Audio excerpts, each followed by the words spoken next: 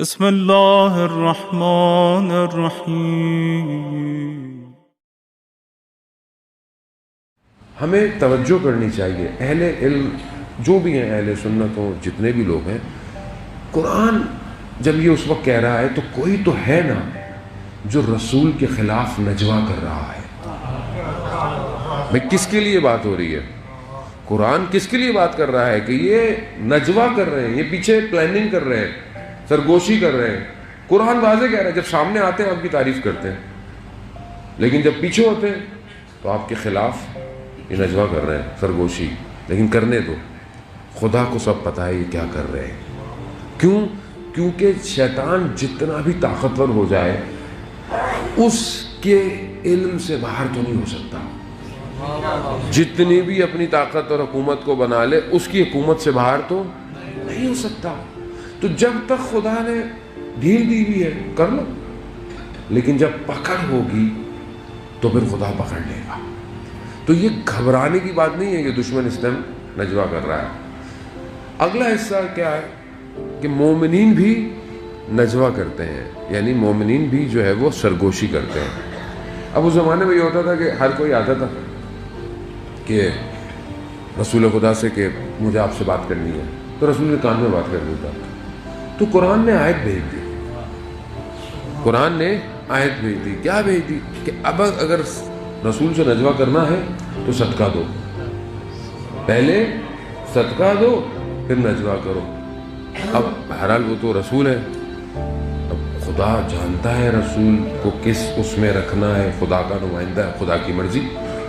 یقیناً ہو سکتا ہے خامخواہ کے سوال پوچھتے ہوں یا پتہ نہیں کچھ اور پوچھتے ہوں، یا بہرحال رسول کا وقت، رسول ہے، رحمت اللہ عالمین ہے، کائنات کا وقت، سب کچھ ہوگا، وہ کتنا امپورٹنٹ ہوگا، بہرحال وہ اپنے معاملے جو بھی ہیں، لیکن جو دل چاہے آتا ہوگا، کان میں بات کر لیتا ہوگا۔ تو کہا نہیں، نجوا کرنا ہے، صدقہ دے کے آؤ۔ تاریخ ہے، روایات ہیں، کوئی بھی نہیں آیا سوائے علی ابن ابی طالب سے، کوئی نہیں آیا۔ کسی نے صدقہ ہی نہیں دیا کسی نے، اور صرف مولا نے صدقہ دیا اور نجوا کیا۔ اور وہ جو نجوا ہے وہ ہے سب جو رسول نے علی کو بتا دیا۔ وہ ابھی اس کے باطن میں بہت کچھ ہے، شاید میں پہنچ نہیں پاؤں گا وہاں تک اپنی گفتگو کو لے کے۔ عزیزان محترم، وہ بھی قرآن کے دستورات ہیں، یہ سادی سی میں ترجمہ کر رہا ہوں، کوئی اس میں کوئی بڑی بات نہیں ہے، آپ سب ماشاءاللہ اہل علم ہے۔ لیکن قرآن یہ بھی کہہ رہا ہے سورہ مجادلہ میں کہ تم نجوا کرتے ہوئے خیال رکھو کہ وہ جو شیطان کا نجوا ہے نا، یہ مومنین کے اندر بھی سرایت کرے گا، یعنی وہ جو پلاننگ کرے گا ادھر، وہ اس پلاننگ کو تمہارے درمیان بھی لائے گا۔ وہ کہا ہے کہ تم بچنا کہ شیطان کا نجوا نہ ہو، یعنی تم کہیں اس کی اس پلاننگ کے حصے میں شامل نہ ہو جانا۔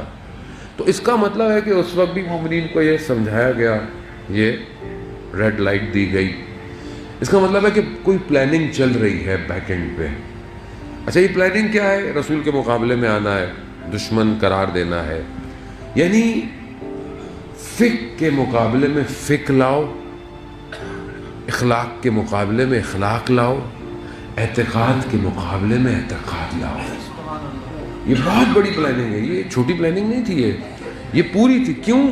کیونکہ رسول کے مقابلے میں آنا ہے۔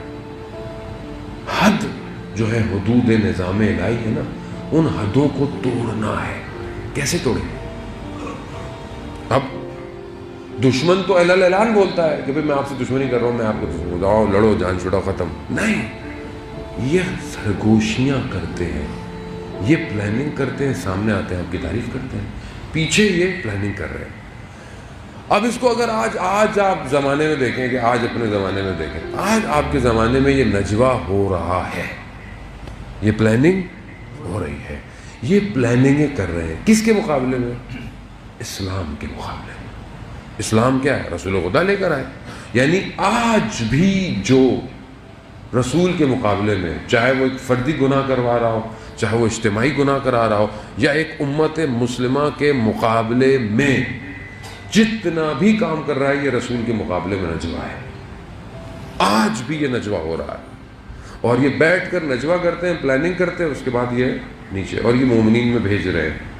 اور ہم کیا کر رہے ہیں؟ ہم اس نجوے کا شکار ہو رہے ہیں.